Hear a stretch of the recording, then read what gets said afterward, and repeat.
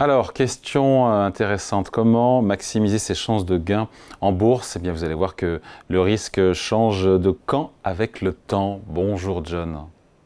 Bonjour David. John Plassard pour la Banque Mirabeau en duplex avec nous depuis Genève. Vous n'allez pas me dire, on se connaît maintenant, John, que vous avez une méthode infaillible pour gagner en bourse. Ce serait trompeur. Oui, Et puis cette méthode, ce secret, vous le garderiez bien au chaud pour vous et vous seriez très riche et en train de siroter une caipirinhos, une vodka, je ne sais pas, un mojito au bout du monde? oui. Alors il y a une méthode clé.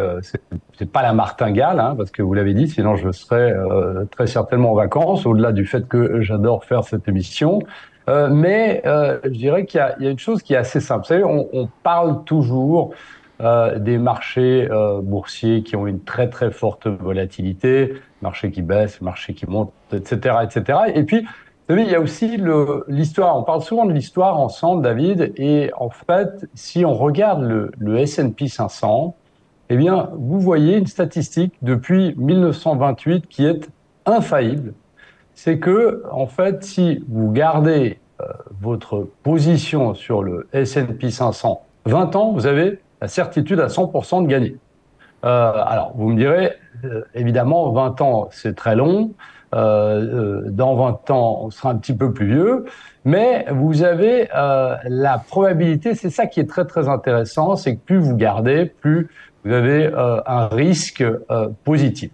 Si vous gardez maintenant votre gain sur 5 ans, donc là, le S&P 500, donc un ETF sur le S&P 500, pendant 5 ans, vous avez 83% de chances de faire de l'argent. Donc, ce qui est déjà pas mal, ça s'approche des 100%. Mais même après 5 ans, ce qui est pas beaucoup, eh bien, on est dans une situation quasiment extrêmement positive. Et ça, c'est très intéressant de le noter parce que ça nous permet d'avoir un peu plus de recul. Vous savez, on essaye de timer le marché. On peut parler de ce qui est en train d'arriver aujourd'hui sur les marchés. On essaye à chaque fois de timer le marché, mais l'histoire nous raconte aussi que si vous manquez les jours, certains jours où il y a une forte hausse ou une forte baisse, eh bien, ça altère totalement votre performance, ce qui signifie très concrètement qu'il faut garder ses actifs. Donc, il ne faut pas chercher à timer le marché, parce que quelque part, quand on cherche à timer, on peut rater donc les meilleurs jours. Ça, j'apprends le truc. Hein. Rater les meilleurs jours, enfin les jours de hausse, ça peut altérer, voire ruiner complètement la performance d'un placement boursier. Oui, totalement, totalement. Et il y a des statistiques évidemment qui ont été faites là-dessus, où si vous loupez ou manquez les 5 meilleurs ou pires jours de l'année, eh bien, vous avez une performance négative. Qu'est-ce que ça veut dire? Ça veut dire que, en fait, vous êtes dans une situation où on peut avoir des excès. Regardez, prenons l'exemple aujourd'hui. C'est pas le S&P 500, mais le pétrole. Le pétrole aujourd'hui a gagné 8%. Pour l'instant, il gagne 8%.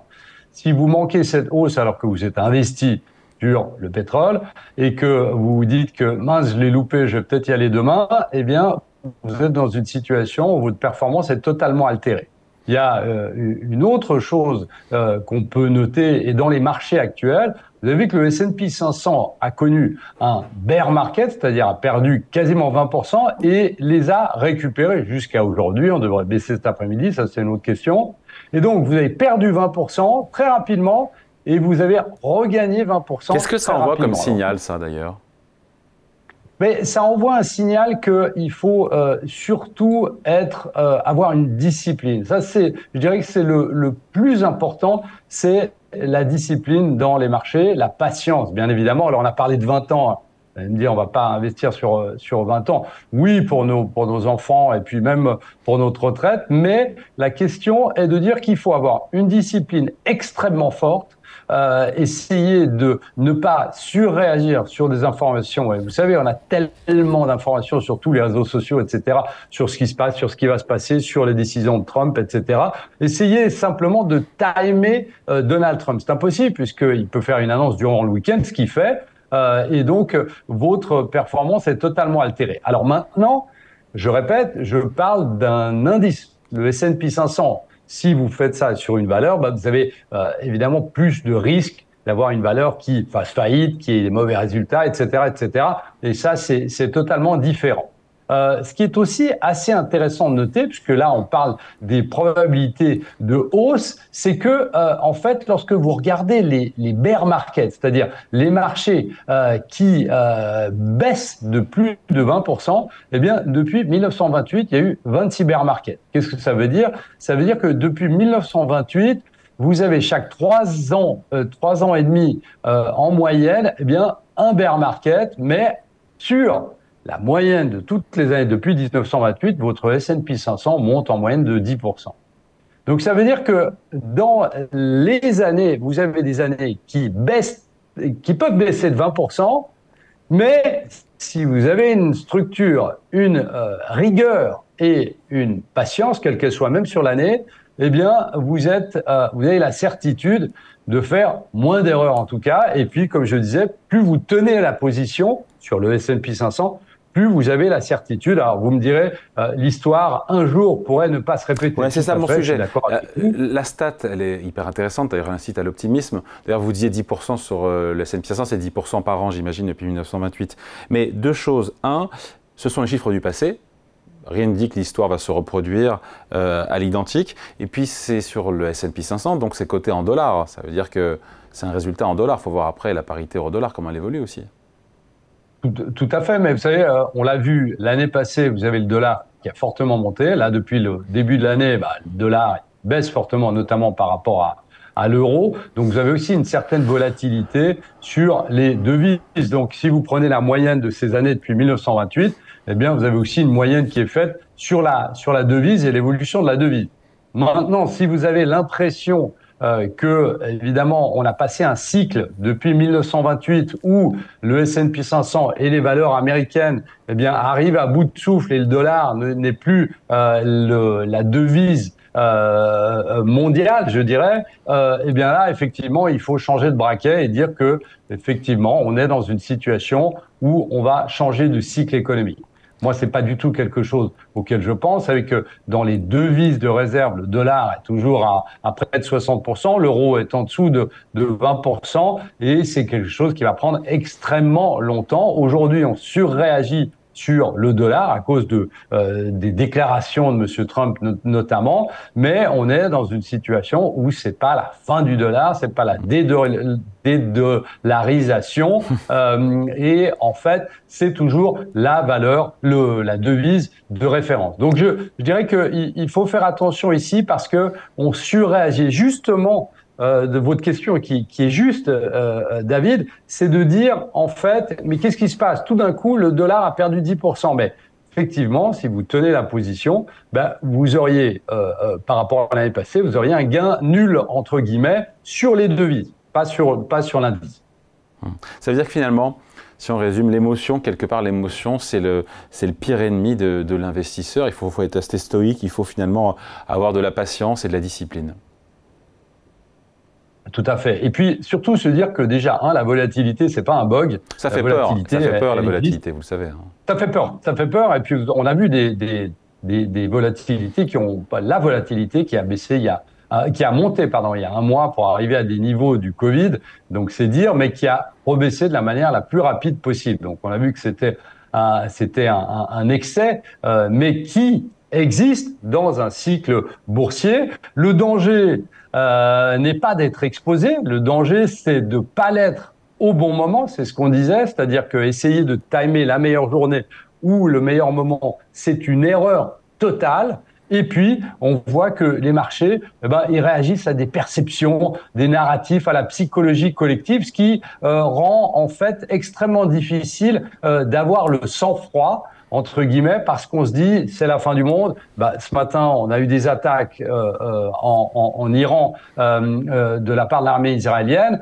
Évidemment, ça met beaucoup de stress dans les marchés, mais historiquement, ça fait partie du cycle boursier. Alors évidemment, s'il y a une troisième guerre mondiale, vous me direz, on n'en a pas vu beaucoup, mais on est quand même dans une situation où on est dans un cycle boursier normal, entre guillemets, qu'on le veuille ou non. Et justement, cet exemple parfait du S&P 500 qui a perdu 20% et qui est revenu, on est de retour à la case départ. Et si vous aviez mal timé, essayé de timer ces moins % et ces plus 20%, eh bien, il est sûr que vous auriez fait des pertes. Donc on retient que finalement, mais c'est le passé, c'est le rétroviseur, mais c'est intéressant, ça nous éclaire quand même. 100% des investisseurs qui étaient investis dans un ETF sur le Standard & Poor's 500, sur 20 ans, ont eu 100% de chance d'être gagnants.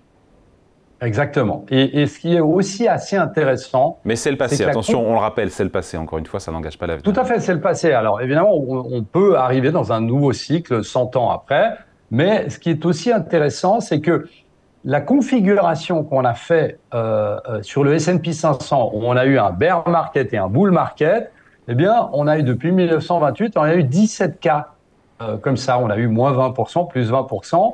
Et dans 16 de ces 17 cas, 12 mois après, la performance du S&P 500 était positive. Qu'est-ce que ça veut dire? C'est intéressant. Ça voudrait dire... Pardon, dites-moi. C'est intéressant ça. 16 fois sur 17, quand on fait moins 20 et plus 20...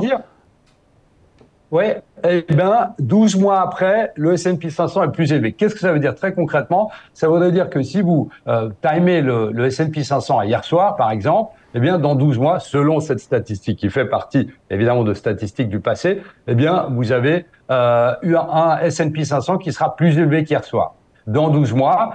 Et la chose, alors vous allez me dire, il y a 16 sur 17. Eh bien, le fameux 17e, c'était durant le Covid. Où on avait les marchés qui bougeaient un peu, qui ont bougé un peu de manière assez erratique et historique, mais on est quand même dans une situation où même, puisqu'on parlait des moins 20, plus 20%, le Covid, on s'en souvient tous, il y a eu une panique générale qui était tout à fait normale, mais les marchés ont remonté. Alors, avec l'aide de la Banque centrale, des banques centrales, avec l'aide des gouvernements, etc., etc. Mais moi, j'essaye d'être froid dans la vision de ce que je vois à l'écran. Le risque change de camp avec le temps. On est d'accord là-dessus en bourse. C'est un adage qu'on peut retenir, ça. Oui, tout à fait. Et vraiment, je pense que le plus important, c'est cette statistique qui dit, pour ceux qui essayent de timer les marchés, qui dit que, en fait, si vous loupez les 4 meilleurs ou pires jours de bourse de l'année, eh bien, votre performance, elle est nulle. Et ça, c'est super intéressant parce que souvent, ça nous permet de reculer un peu plus. Et je dis pas qu'il faut attendre 20 ans, bien évidemment, mais je dis que la rigueur et la patience, pas sur un jour, mais sur plusieurs mois, sur plusieurs années, évidemment. Sont plus efficaces que le market timing. Rien que sur plusieurs mois, eh bien, elle est salvatrice. Allez, merci beaucoup. Explication signée John Plassard pour la Banque Mirabaud, en duplex avec nous depuis Genève. Merci John, bonne journée et bon week-end. À vous aussi, au revoir David.